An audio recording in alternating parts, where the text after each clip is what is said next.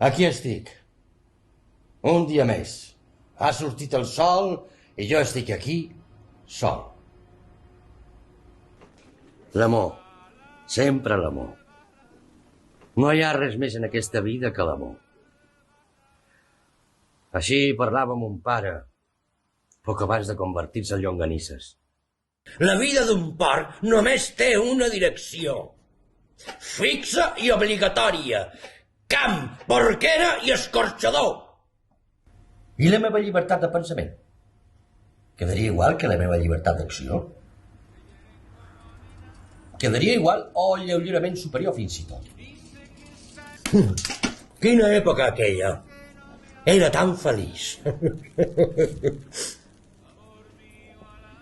Haurien de ser sacrificats, ja, abans de que arribassin al seu pas. De petits, ja, immediatament.